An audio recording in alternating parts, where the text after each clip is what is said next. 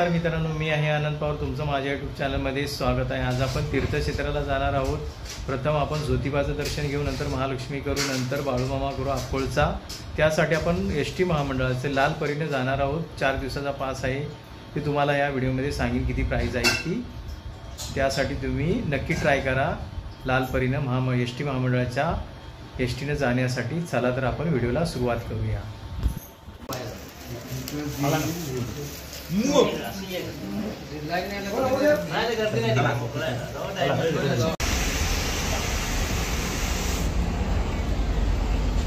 मित्रांनो, हे समोर प्लॅट क्रमांक 20 ज्योतिबासाठी जाणारी गाडी इथे लागते, कोडोली.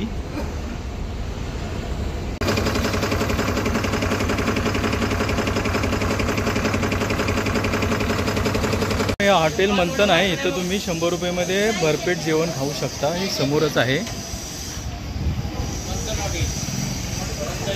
त्या बाजूलाच आंघोळीसाठी आणि गरम पाणी आणि केदारनाथ भक्तनिवास राहण्यासाठी 500 रुपयामध्ये खास तुमच्यासाठी रूम आहेत. 12 तासासाठी मिळू शकतात या ठिकाणी. रूम आतून असा आहे, पाहू शकता तुम्ही. संडास बाथरूम आजूबाजूलाच आहे. समोर हे यमाई मंदिर दिसते मित्रांनो. आपण आता दर्शन घेऊया.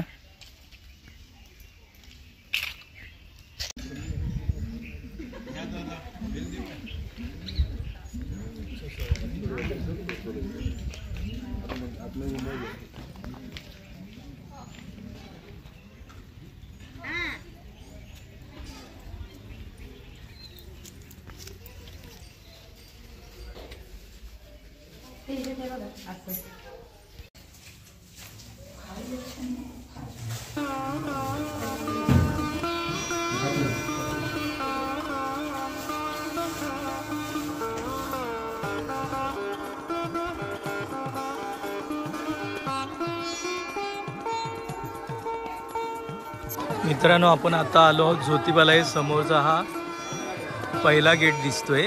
इथून आता आपण प्रवेश करणार. आता इथून आपण आतमध्ये खाली जाणार आहोत. दोन्ही बाजूला शॉप आहेत, हाराची दुकान आहेत दोन्ही बाजूला.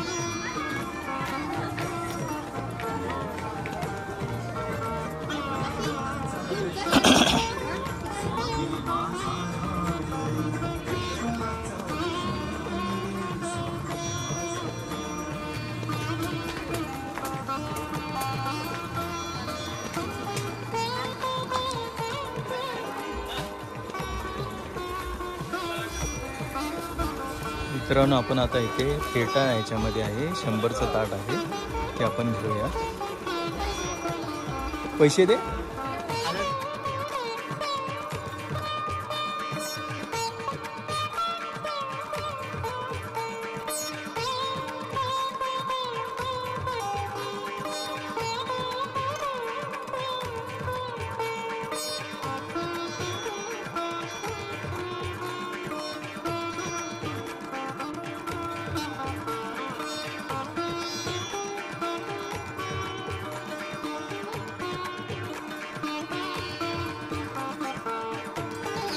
आहे ते दत्त मंदिर आहे.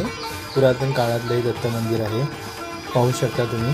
पहिलीच गेटच्या बाजूलाच हे दत्त मंदिर लागते. आपण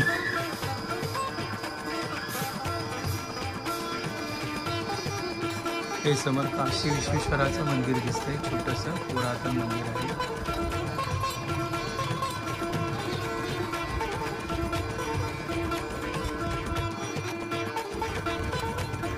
ज्योतिबा देऊळ हे 12 ज्योतिर्लिंगापैकी एक देऊळ आहे. यालाच केदारनाथ किंवा वाडी रत्नागिरी म्हणतात. दंतपुराणात असे म्हटले आहे की महालक्ष्मी देवीच्या युद्धामध्ये ज्योतिबा देवाने मदत केली आणि त्याचे क्षेत्र डोंगरावरती आढळते. हे नाथ धर्ममध्ये येतात. कोल्हापूरच्या उत्तरेला घेतलेल्या हिरव्या घनदाट झाडीत व काळ्या दगडाच्या घेऱ्यात हे देऊळ आढळते.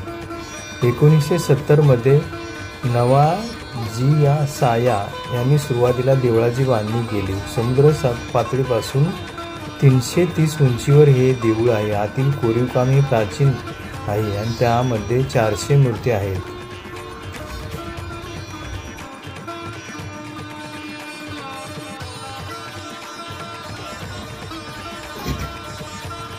कोल्हापूर जिल्ह्यातील वाडी रत्नागिरी इथल्या श्री क्षेत्र ज्योतिबा मंदिरात असणाऱ्या श्री चोपडाई देवीची श्रावण षष्ठीस यात्रा संपन्न झाली. त्यामुळे लाखो भाविक डोंगरावर दाखल झाले. दर्शनासाठी भक्तांची मोठी गर्दी झाली. श्रावण शुद्ध षष्ठीला देवी चोपडाई देवीने रत्नासुराचा वध केला असा उल्लेख केदार विजय ग्रंथात आढळतो. ज्योतिबाची पत्नी कोण? ज्योतिबाची पूजा कशी करावी? दैनंदिन नित्यक्रमात श्री ज्योतिबा देवाची विविध अलंकाराने पूजा केली जाते. श्री ज्योतिबाच्या उभ्या पूजेत डोक्यावर मराठेशाही टोपी, 12 बंदी शर्ट, सेला असे अनेक सोन्याचे दागिने असतात. जसे पायात सोन्याचे तोडे, बोटात हिऱ्यांच्या अंगठ्या, विविध प्रकारचे हार असतात.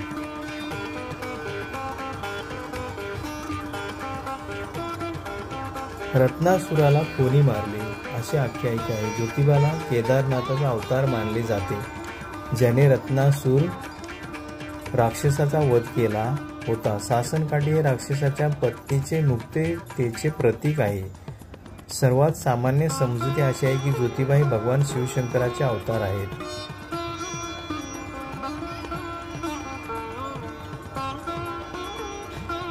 ज्योतिबा देऊळ हे 12 ज्योतिर्लिंगांपैकी आहे.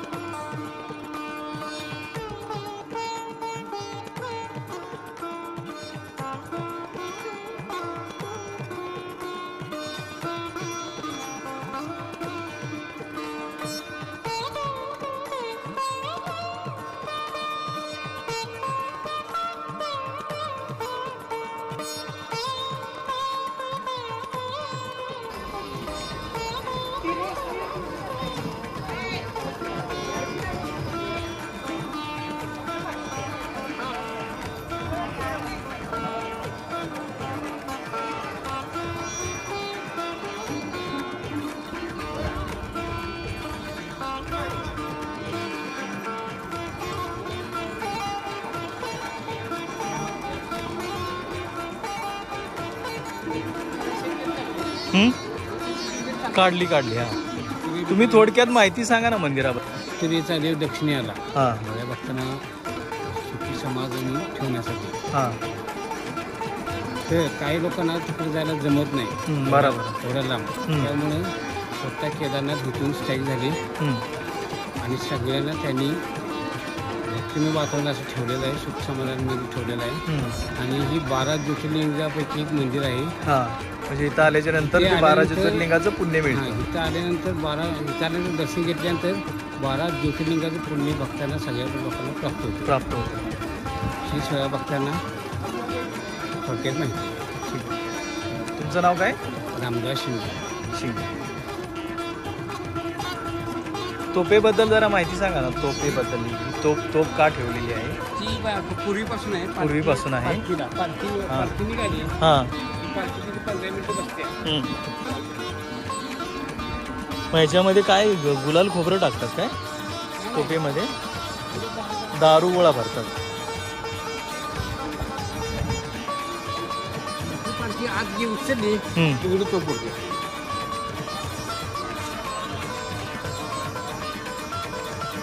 कामधेनूचं दर्शन घ्या.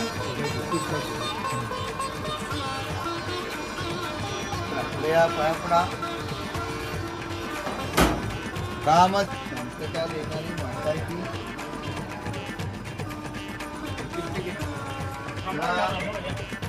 हा